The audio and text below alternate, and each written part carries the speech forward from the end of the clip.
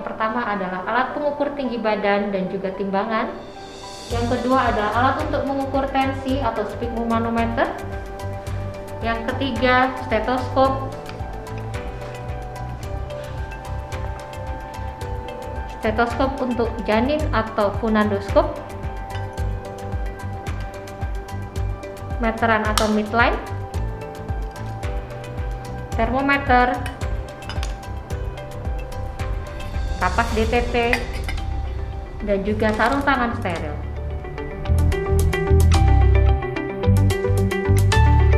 Dalam melakukan pemeriksaan ANC, petugas menggunakan masker, face shield, dan petugas melakukan cuci tangan.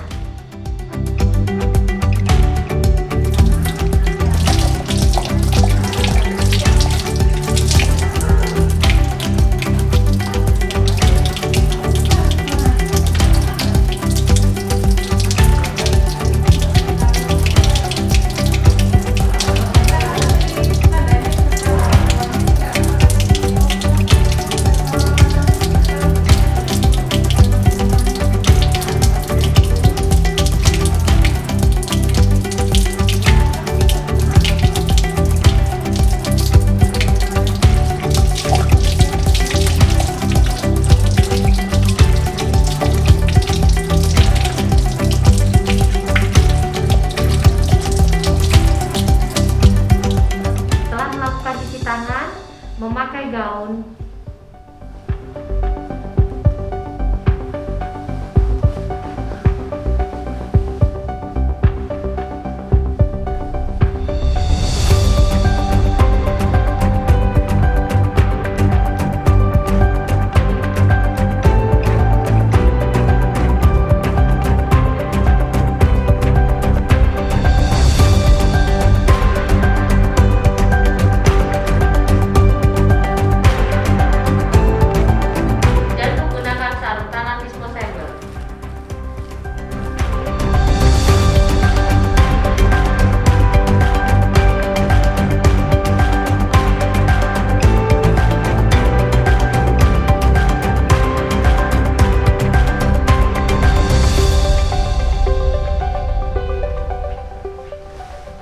Selamat pagi Bapak Ibu, monggo silakan duduk.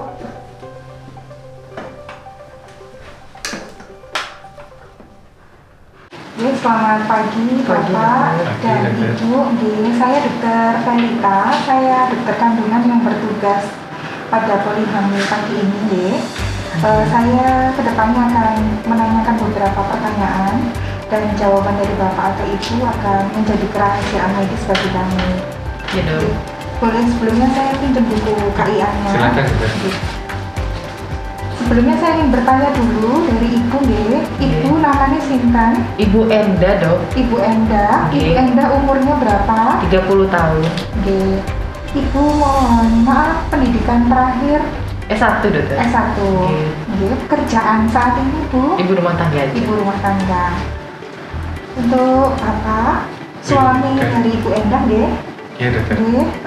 nama Bapak Sintan? Wildan, Dokter. Bapak Wildan, umurnya? 34 tahun, Dokter. 34 tahun. Pendidikan terakhir Bapak Wildan? S1 nggak lulus, Dokter. SMA, Iya, SMA. Untuk pekerjaan saat ini? Saat ini driver go-kart, Dokter. Oh, driver. Bapak dan Ibu tinggal di mana? Di Jalan Buring, Dokter. Jalan Buring, Malang, Untuk Bapak dan Ibu, apakah ini pernikahan yang pertama? Iya, Dokter. Oh, Sudah berapa lama menikahnya? Sudah 5 tahun, Dokter. Sudah 5 tahun. Kemudian saya ingin menanyakan untuk kehamilan saat ini, apakah kehamilan yang pertama juga? Kehamilan yang kedua, Oh, Dok. ini kehamilan yang kedua. Sebelumnya anaknya sudah umur berapa? Sekarang 2 tahun, Dokter. Sudah 2 tahun. Sehat ya? Sehat. Sehat. Laki-laki atau perempuan? Laki-laki. Laki-laki. Waktu anak pertama melahirkannya di mana? Di bidan, Dok. Di bidan normal, Normal. tanpa alat bantu seperti vakum? Enggak, Dokter. Enggak ya? Waktu itu lahir berapa kilo, Pak dan Bu? 2 kilo 8 on, Dok. 2 kilo 8. Sehat ya, langsung nangis ya? Iya. Ini kehamilan yang kedua. Dua, iya. Berarti tidak ada riwayat hamil anggur, Ya, Tidak ada. ada. hamil di luar kandungan, Tidak Tidak ada. ada. ataupun keguguran. Tidak ada. Oke. Sebelumnya saya juga ingin menanyakan, Bapak dan Ibu ingin kontrol ke sini apakah karena ada masalah atau apakah ada rujukan dari Bu Bidan atau dari dokter dari puskesmas? Tidak ada, dokter datang sendiri, dok. Datang sendiri. Kepingin USG dokter. Oh, pengen USG. Coba saya lihat di buku KIA-nya. Saat ini tidak ada keluhan ya. Iya, tidak Sudah ada. pernah kontrol ya? Sudah pernah, dokter. Ini ke bidan berapa kali, Nggih? Ke bidan 6 kali, dokter. Ke bidan 6 kali. Untuk ke puskesmas, Ke puskesmas 1 kali, waktu itu disuruh periksa darah, dokter. ke puskesmas sudah. Berarti sudah pernah pemeriksaan HIV, hepatitis, dan sifilis ya? Sudah, dok. Oke. Kemudian saya ingin menanyakan untuk tanggal menstruasi terakhir. Ibu masih menstruasi bulan apa nggih? Januari terakhir, dok, saya Bulan Januari. Tanggal berapa hari haid pertamanya? tanggal 11, dok. Tanggal 11. Bentar saya hitungkan.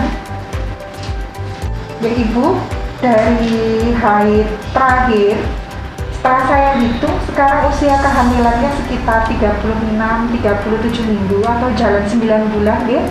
Dan insya Allah taksiran partusnya atau taksiran melahirkannya itu tanggal 18 Oktober tahun ini. Ya.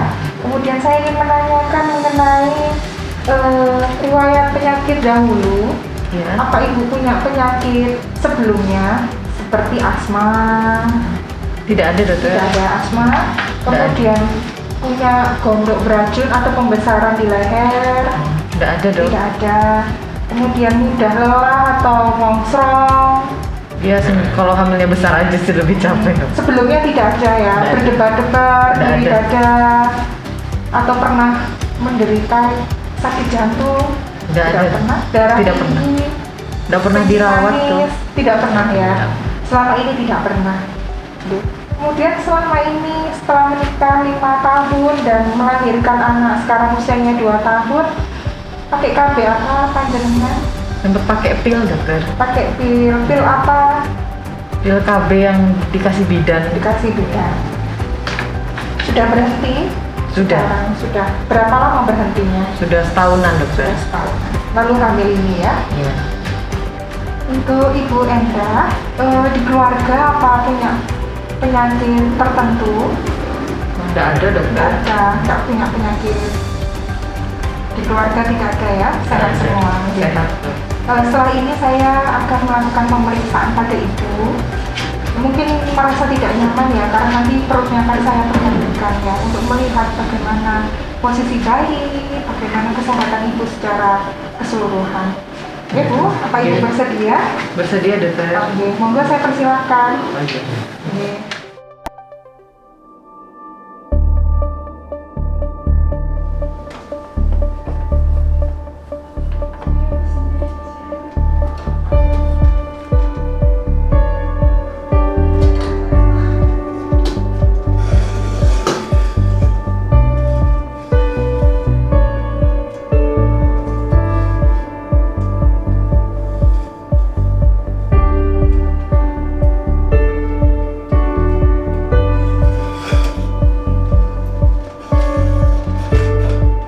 Sebelum melakukan pemeriksaan fisik, dokter melakukan cuci tangan dengan hand rub. Cuci tangan dilakukan menurut 6 langkah WHO. Setelah melakukan cuci tangan, dokter menggunakan sarung tangan non steril.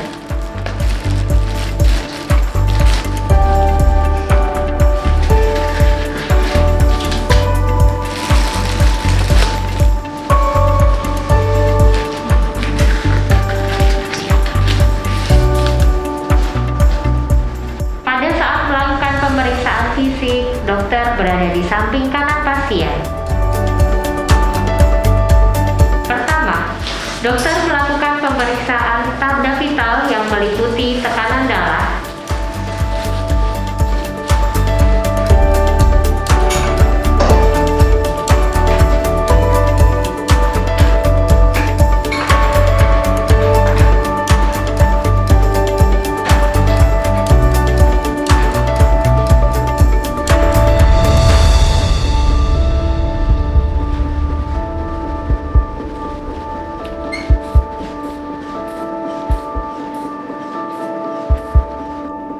melakukan pemeriksaan denyut nadi, dilanjutkan dengan pemeriksaan laju pernafasan.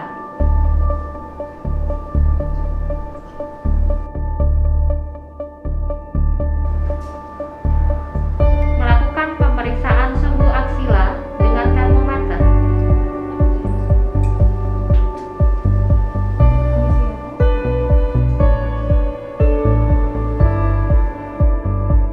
Melakukan pemeriksaan head to toe. Pada pemeriksaan head to toe, pasien akan dilakukan pemeriksaan mulai dari mata untuk melihat adakah konjungtiva anemis atau tidak. Kemudian melihat bagaimana sklera pada pasien. Ibu lihat ke bawah. Pemeriksaan leher untuk melihat adanya pembesaran kelenjar getah bening. Kemudian melihat adanya pembesaran tiroid. Ibu coba menelan. Pada pemeriksaan dada, kita lakukan pemeriksaan paru-paru untuk melihat adanya suara nafas atau apakah didapatkan ronki ataupun wheezing. Pemeriksaan dimulai dari apex ke bagian bawah dari paru-paru kanan dan kiri.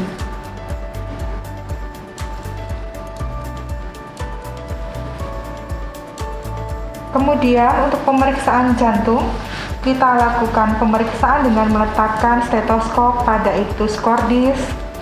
Kemudian kita dengarkan apakah bunyi S1 dan S2 tunggal, ataukah didapatkan murmur atau bising, ataukah didapatkan bunyi galop. Melakukan pemeriksaan abdomen. Pada pemeriksaan abdomen, pertama, pemeriksa berada di sebelah kanan ibu. Kedua, sebelum memulai pemeriksaan, pastikan bahwa ibu sudah mengosongkan kandung kemih.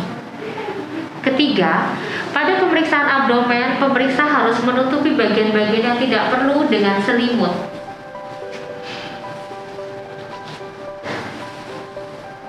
Melakukan pemeriksaan tinggi fundus uteri. Pemeriksa menghadap ke muka ibu dengan menggunakan pita pengukur dimulai dari tepi atas simfisis pubis. Pita pengukur direntangkan hingga ke puncak fundus uteri mengikuti aksis atau linea medialis pada abdomen.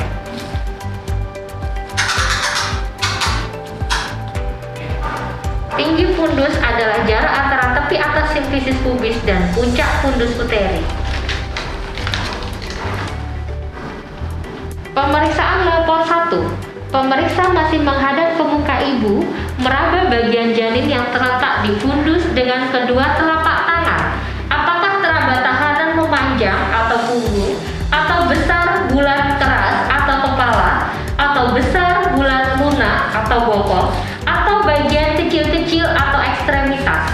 Pada kehamilan aterum dengan presentasi kepala, pada Leopold 1 akan teraba besar, bulat, dan lunak atau bokong. Pemeriksaan Leopold 2. Pemeriksa masih menghadap ke muka ibu, meraba bagian janin yang terletak di sebelah kanan ataupun kiri uterus. Pada kehamilan aterum dengan presentasi kepala, pada Leopold 2 akan teraba tahanan memanjang pada salah satu sisi dan bagian kecil-kecil pada sisi yang lain.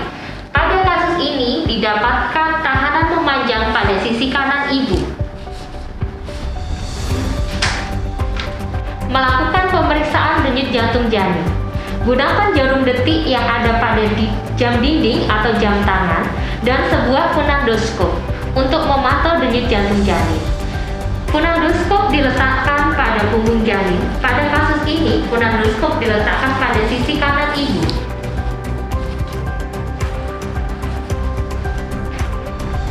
Dengarkan denyut jantung janin selama minimal 60 detik. Pemeriksaan level 3, pemeriksa masih menghadap ke muka ibu, meraba bagian janin yang terletak di atas simfisis pubis, sementara tangan yang lain menahan fundus untuk fiksasi. Pada kehamilan anterum dengan presentasi kepala, pada level 3 akan teraba bagian besar, bulat, dan keras atau kepala.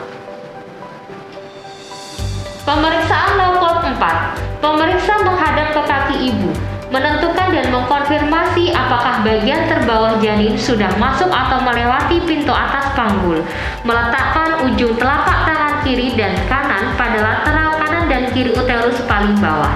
Ujung-ujung jari tangan kanan dan kiri pemeriksa berada di tepi atas simfisis pubis. Perhatikan sudut yang terbentuk. Apabila sudut yang terbentuk adalah bertemu atau konvergen, berarti bagian terbawah janin belum masuk pintu atas panggul. Apabila divergen atau tidak bertemu, berarti bagian terbawah janin sudah masuk pintu atas panggul. Pada level 4, kita juga menentukan penurunan bagian terbawah janin dengan sistem perlimaan. Nilai penurunan kepala janin dengan hitungan per 5 bagian janin yang bisa dipalpasi di atas simfisis pubis. Tempatkan di bagian kepala di atas simfisis pubis. Tangan pemeriksa meraba bagian kepala yang masih dapat diraba di atas simfisis pubis. Apabila seluruh bagian kepala dapat diraba dengan kelima jari, maka kepala janin belum masuk pintu atas panggul. Apabila sudah masuk pintu atas panggul, maka bisa didapatkan 3/5, 2/5, 1/5, atau 0. Untuk pemeriksaan ekstremitas, kita lihat apakah ada tanda sianosis, kemudian apakah ada udem pada pretibia dengan cara menekan.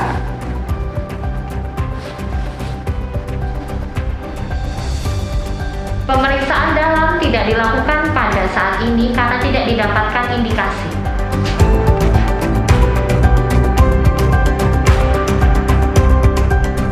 Bapak Ibu, saya sudah melakukan pemeriksaan. Dari hasil pemeriksaan saya dan hasil tanya jawab dari panjenengan sekalian, bahwa Ibu saat ini hamil anak kedua dengan usia kehamilan saat ini 36-37 minggu atau jalan 9 bulan dan termasuk resiko rendah pada kehamilan.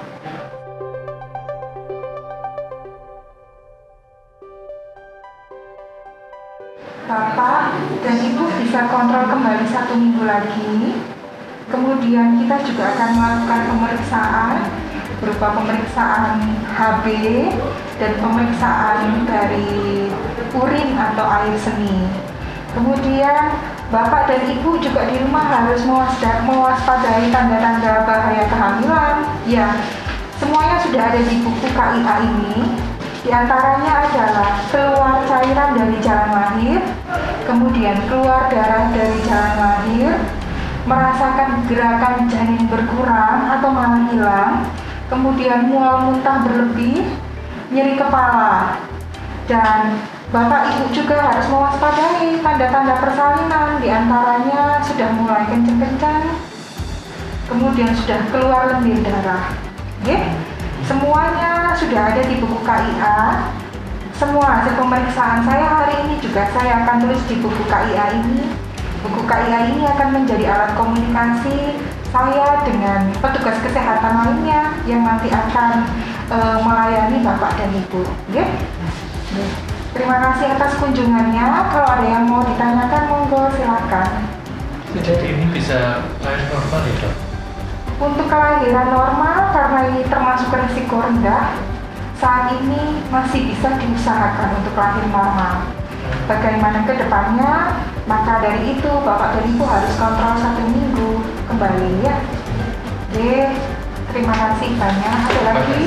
Terima kasih sudah datang. Matur nuwun.